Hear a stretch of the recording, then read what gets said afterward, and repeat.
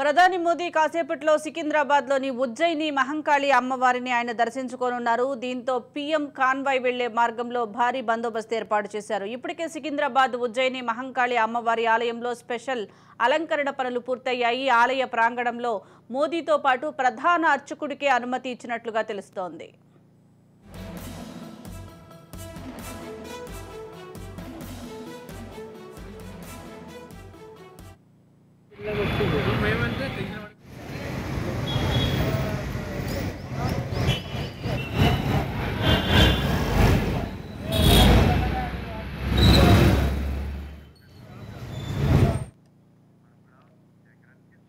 బెంగళూరు పేలుళ్ల నేపథ్యంలో ఎస్పీజీ మహంకాళి దేవాలయాన్ని తమ అధీనంలోకి తీసుకుంది. ఆలయ పరిసరాలను బ్యారికేడ్లతో మూసివేశారు. పూజా కార్యక్రమాలు ముగిసిన అనంతరం మోడీ బేగంపేట మీదుగా సంగారెడ్డికి వెళ్లనున్నారు. మధ్యాహ్నం పటాన్చెరు బహిరంగ సభలో ఆయన పాల్గొననున్నారు.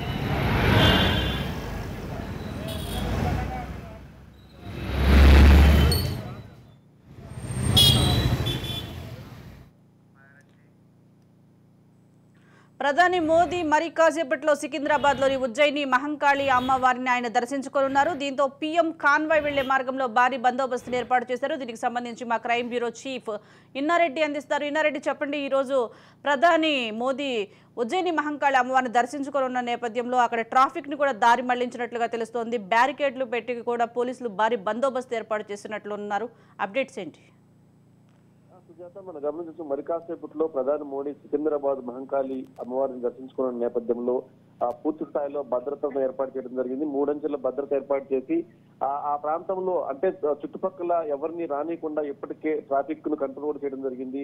ఇదే కాకుండా ఎన్ఎస్ ఇప్పటికే అంటే ప్రధానమంత్రి రానున్న నేపథ్యంలో బెంగళూరు పేలుళ్లు జరిగినాయి కాబట్టి మహంకాళి దేవాలయం మొత్తాన్ని ఇప్పటికే ఎస్బీజీ తన ఆధీనంలో తీసుకుంది. అయితే ఆలయ ప్రాంగణంలోకి మోడీ వచ్చిన తర్వాత మోడీతో పాటు ప్రధాన అర్చకుడు మాత్రమే అనుమతి, వాళ్ళిద్దరు లోపలికి వెళ్ళి ఆయన పూజ చేసుకుని బయటికి వస్తారని కూడా మనకు సెక్యూరిటీ వర్గాల ద్వారా తెలుస్తుంది. మొత్తం మీద చుట్టుపక్కల సికింద్రాబాద్ చుట్టుపక్కల పరిసర ప్రాంతాల మొత్తం కూడా పూర్తి స్థాయిలో బారికేడ్లు ఏర్పాటు చేసి 3 అంచెల భద్రత ఏర్పాటు చేయడం జరిగింది.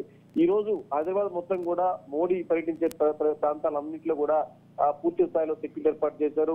గత బెంగళూరు పేలుళ్ల నేపథ్యంలో ఈసారి ఇంకా ప్రధాని మోడీ హైదరాబాద్ వస్తున్నాడు కాబట్టి ఇక్కడైనా బాంబు పేలుళ్లు జరిగినా ఎక్కడ ఏం జరిగినా కూడా దాని మూలాలు హైదరాబాద్ లో ఉంటాయని చెప్పన్న సమాచారం మేరకు హైదరాబాద్ మొత్తాన్ని కూడా పోలీసులు జల్లెడ పడతా ఉన్నారు. ఆ నేపథ్యంలోనే ఎక్కడికెక్కడ ఆయన వెళ్లే ప్రధాన రహదారుల్లో కావచ్చు, తర్వాత ఆయన వెళ్లే ప్రాంతాల్లో కావచ్చు పూర్తి స్థాయిలో భద్రత ఎన్పీజీ తీసుకుని భద్రతను పర్యవేక్షిస్తా ఉంది. సుజాత, ఇన్నారెడ్డి, అలాగే మోదీ ఎంతసేపట్లో అమ్మవారిని దర్శనం చేసుకునే అవకాశం ఉందంటారు? ఇంకా ఎవరెవరు బీజేపీ నేతలు ఎవరైనా వచ్చే అవకాశం ఉందంటారా?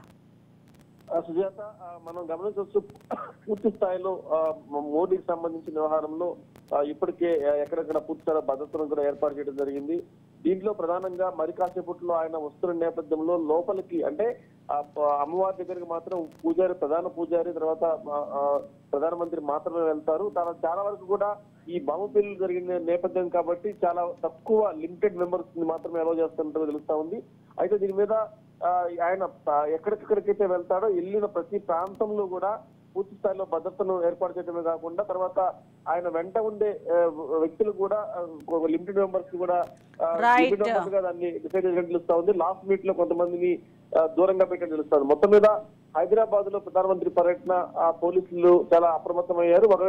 మరోవైపున సెంట్రల్ ఇంటెలిజెన్స్ వ్యవస్థ కూడా అప్రమత్తం అయితే ఎన్పీజీ కూడా ఎక్కడికక్కడ పూర్తి స్థాయి భద్రత ఏర్పాట్లను పర్యవేక్షిస్తా ఉన్నారు. Sujatha, right, thank you Inna Reddy.